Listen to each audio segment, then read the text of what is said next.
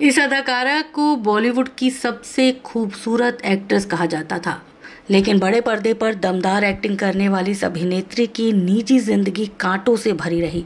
आखिरी दिनों में इन्हें पूछने वाला तक कोई नहीं था। आज हम बॉलीवुड की एक ऐसी अभिनेत्री के बारे में बात करेंगे जिन्हें कभी हिंदी फिल्मों की सबसे खूबसूरत एक्ट्रेस होने का तमगा मिला हुआ था, लेकिन बाद में ये एक्ट्रेस बॉलीवुड से गायब हो गई। इन्होंने अपने आखिरी दिन तन्हाई में गुजारे और अफसोस की बात ये कि इनकी मौत पर भी किसी का ध्यान तक नहीं गया। हम जिस एक्ट्रेस की बात कर रहे हैं वो कोई और नहीं बल्कि नलिनी जयवंत है। नलिनी जयवंत का जन्म 18 फरवरी 1926 को हुआ था।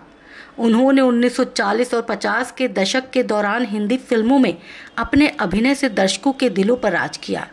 1950 के दशक में फिल्मफेयर ने इन्हें फिल्मों की सबसे खूबसूरत महिला कहा था। अभिनेता दिलीप कुमार नलिनी की तारीफ में कहा करते थे कि उन्होंने जितनी भी एक्ट्रेस के साथ काम किया उनमें वो बेस्ट थी। नलिनी जयवंत ने अपने करियर की शुरुआत बहनें और अनोखा प्यार जैसी फिल्मों से की। दिलीप कुमार, देवानंद जैसे टॉप एक्ट्रेस और निर्देशकों के साथ काम करने की वजह से अपने समय की लीडिंग एक्ट्रेस बन गई थी नलिनी जयवंत। उनकी कुछ शानदार फिल्मों में समाधि संग्राम, राही और मुनीम जी शामिल हैं।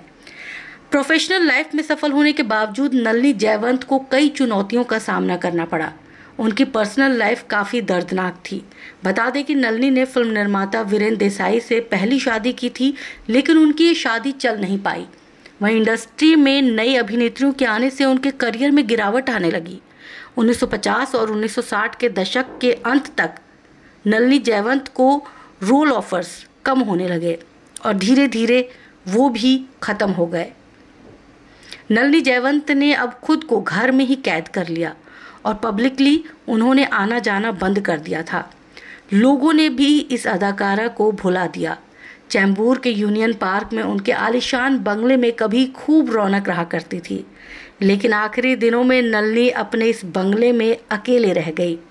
22 दिसंबर 2010 को 84 साल की एज में यूनियन पार्क चैम्बूर स्थित उनके बंगले में उनका निधन हो गया। अफसोस की बात कि नलिनी जयवंत की लाश 3 दिनों तक उनके घर में सड़ती रही। उनकी मौत पर किसी का ध्यान नहीं गया जब तक कि उनके शव को लेने के लिए एम्बुलेंस नहीं आई। उनके पड़ोसियों ने बताया कि 2001 में उनके पति प्रभु दयाल के निधन के बाद नलिनी जयवंत ने खुद को समाज से अलग कर लिया था और लोगों से मिलना जुलना बंद कर दिया था। उनके रिश्तेदारों ने भी उनकी कोई सुध नहीं ली।